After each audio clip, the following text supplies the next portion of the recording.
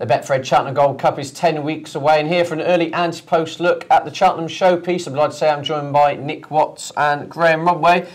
So Nick's been a fantastic start to the 3-mile chase campaign with Long Run and Quarto Star going hammer and tongs. Well, who do you see coming out on top out of those two, and do you see either of those winning it?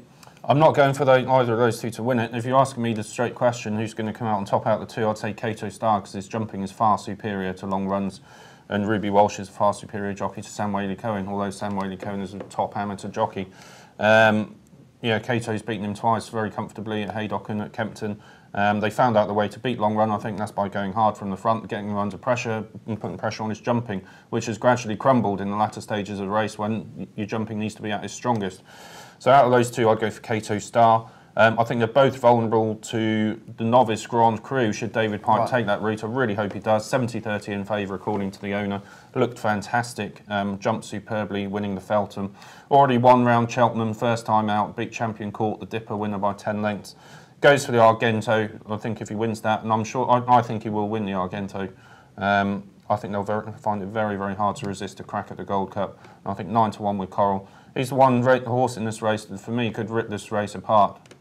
He's got the ability to do that, I think. OK, so Grand Cru at 9-1. Graham, are you going to weigh in one right at the top of the market or look for something else? No, I think Grand Cru's a fair shout at 9-1, but I fancy Captain CRUS.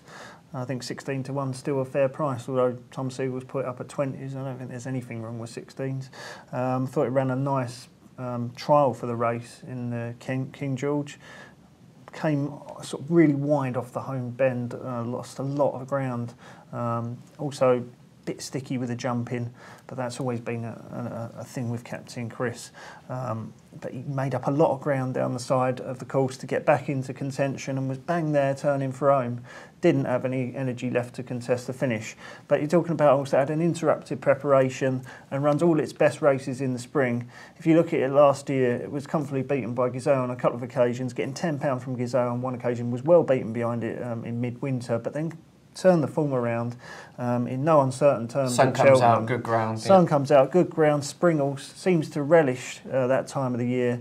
And if it can make similar sort of improvement that it did last year from midwinter to the spring, if it does that this season, then there's no reason why it can't get closer to Long Run and Quarto Star. Sorry, forgetting his name. And he won 5 King Georges. Yeah, there's absolutely no reason why he can't shake them up at Cheltenham. OK, great stuff. And I'm going to go for the Lovable Rogue. That is What a Friend from a long shot perspective. I think 40-1 is big price on last year's Gold Cup form. So thanks for watching. See you again soon.